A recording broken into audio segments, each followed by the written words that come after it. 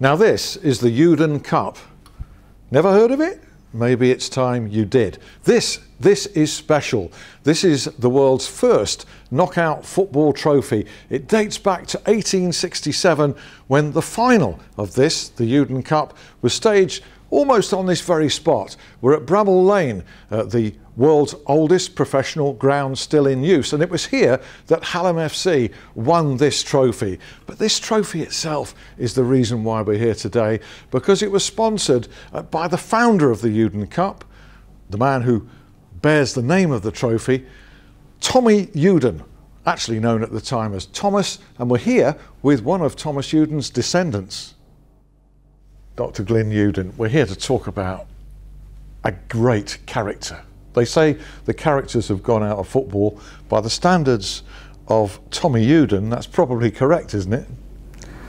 I think probably you're right. When you start to look at what he did from a standing start, so to speak, it's quite remarkable that somebody who started life as a labourer when he was 16 or 18 should turn into an entrepreneur, if you like, and conceive the idea of organising a football competition with a cup at the end of it, and all the things that we can sort of recognise today. But when he did it, there was no precedent, so it must have taken quite a bit of doing to actually conceive the idea and then implement it and have a successful football competition, I think. The founder of cup football, and yet at the time he can have had no concept of that, can he? No, he couldn't have, and I often think when I look at the cup and photographs of it, it's very, very ornate, very detailed and very appropriate, if you like. Today we're used to seeing cups with embellishments and all those wonderful things, but to go from having nothing at all to something that resembles today's prizes, shall we say, I think that is really remarkable. There's a great story in the trophy itself and the way it came to be, isn't there? Well, I think what you're referring to probably is that he'd, having had the idea and got things organised, he'd placed the order for a cup. Now, to the best of my knowledge, we don't know exactly what the cup would have looked like, but he commissioned it to be ready for the final of this competition, and it wasn't ready. So he, not deterred, he went and bought another one, something that he thought was appropriate, which is the one we see today, and somehow I think it fits the bill really well. It's unique and I think very appropriate. So from the position of having nothing to present to having this wonderful little cup, I think it's a remarkable story. We don't know what he paid for it, but it must have been quite a substantial amount, because I mean this is silver with some gold. I think it would have been, because it is solid silver and with gold. I don't know whether it's plating in those days, but with gold internally, so presumably so you don't need to clean it. And so it's very, very elaborate. I think would have been quite expensive, I imagine, but I don't think he would have had much difficulty in paying whatever he thought he needed to pay, because he had been a very generous benefactor in his life in other ways. So yeah, we don't know what it cost, but I don't think it would have put him off, no matter what the cost was, really, within reason, of course. And despite being a wealthy man, he was a philanthropist, wasn't he? He backed so many good causes. He did. I'm trying to make a list of them, but I think it's almost never ending. You think you've found everything, and then something else comes along. So he donated money to good causes. For example, in the floods of Sheffield, which killed, I think, 120 people or so. He donated 200 or 300 pounds to that, along with other businesses in the Sheffield area. I mean, he was above all a big personality, and he made a big cake. I mean, when I say a big cake, in one of his fundraising efforts, well, that was it was 4 tons, wasn't it? Well, that was something I only found out about a lot later.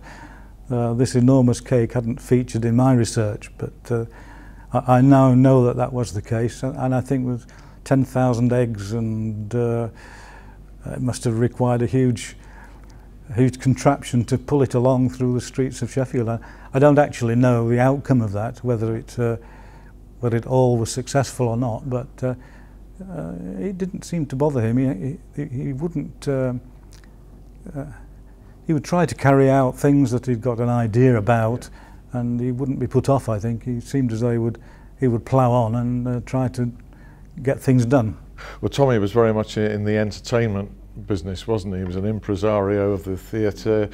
He put musical entertainment, circus type entertainment as well. So it was Sheffield, music and football, music hall, music ball, even thanks to Tommy. Yes, and I think he started obviously in a small way, in that I think he had licensed ale houses, I think they were called in those days. He did fall foul of some of the legal niceties, I think, in those days, but started with selling, I think, ales and what have you, and then bought a pub of some sort, I think, and then from there into theatres, and as you say, eventually one of the largest theatres in Britain, I understand. It was the Surrey Theatre was held something like 3,000 people with balconies, and the largest building in Sheffield. And also, as you rightly referred to, there were times when he had circus acts as part of the entertainment. It sounds strange today to think of having bears and things inside theatres and buildings, but I think that's what they did in Victorian times. So he was very much at the forefront of developing theatres and theatre-related activities. Do you think he was a football enthusiast, or football as it was then under Sheffield, the original Sheffield rules, or did he simply back it because people were becoming excited by it? My opinion really is he was very much a visionary, and I think he seemed to have got the knack of getting involved in things which were beneficial to the community, but also beneficial to him in earning money. I think. Why did he not continue with it then? Because 3,000 people, which would have been a lot of people, then came to the first final, the final of the Youdan Cup, at this very place where we're talking here at Bramall Lane. Well, I think that the theatre here, I think it was larger than the ones in London. It was a very, very impressive affair, and when you think that out of his involvement in entertainment and so on, to have organised what clearly was a successful football competition with 3,000 people at this ground actually, and 3,000 people at 3p a time. No doubt he charged for would have charged for beer, maybe, refreshments, refreshments of some sort. I don't know, but you would have thought, if it was so successful, why didn't he repeat it? Why didn't he do it again? But still, he made a huge impact just doing it that one time. I imagine so. As a descendant of Tommy Youdan, how proud are you of his legacy and the family's heritage? There are times over the years when I've been speechless, really, because my family is a very, very small family. We're almost extinct. My father had one boy, which is me. His brother had 2 daughters, and therefore there were no Youdans left. And so I'd been told stories about this famous uncle in Sheffield, but really not much about. In fact, I don't recall anything being said about football. But I've always been proud of the name because it's such an unusual name, and I've never met anybody with the same name. How much of this all clicked into place with you when the trophy resurfaced? Because soon after that that final in 1867, it disappeared. And it came to light up in Scotland in the 1990s. That was a remarkable moment in my life. I remember an article appeared in the Financial Times. It was the one I saw, and it was a friend of mine who phoned me up to say, there's the Youdan Cup here in the Financial Times.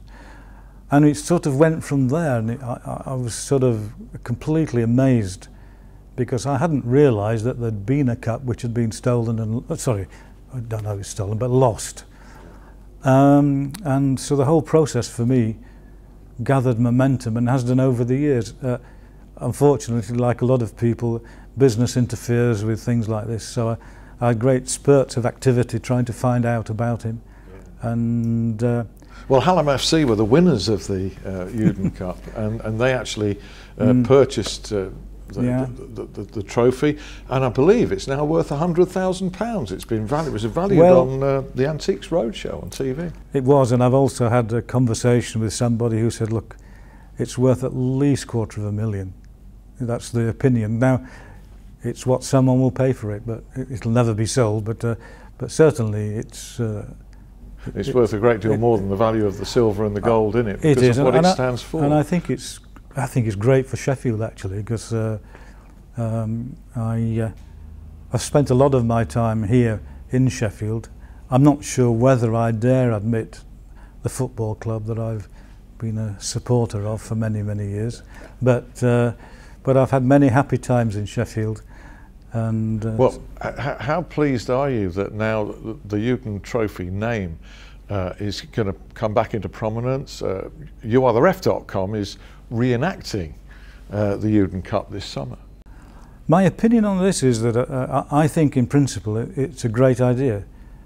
I think if Sheffield can take advantage of the original Youdan Cup in some way, and for the benefit of Sheffield as a whole, I'd be hopeful, in fact, that it could evolve into something which will build on the significance of the Youdan Cup, and anything that has my name, shall we say, Youdan attached to it. It's just a joy for me to sort of see these things happening. And in fact, you'll be presenting to the winners.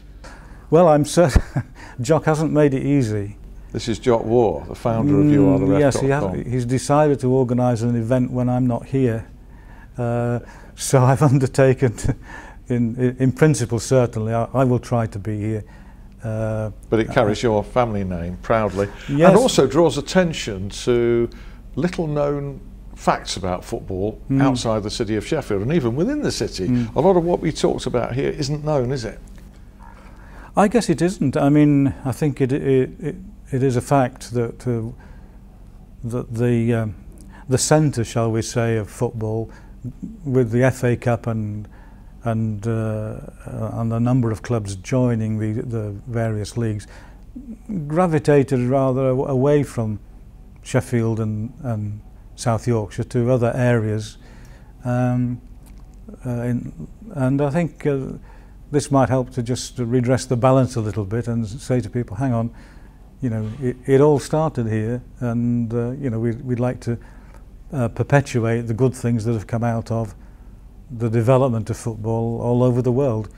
And I would certainly hope that Sheffield as a city, certainly big enough, could actually accomplish that. Yeah, it's our game. Can we have our trophies back, please? This, as you said, this is where it all began all those years ago, and so I'm certainly hopeful, and I'll try to do my best if I can help to help it to bring it along. And I'm proud to have been part of this community here, and I can't believe that all these years later, I wouldn't like to say how old I am, but I think you can guess, but I can't believe that after all these years, here I am talking about the heritage of football, and it's just wonderful, I think. Glyn, thanks very much. It's been a pleasure to talk to you. Thank you. You're welcome.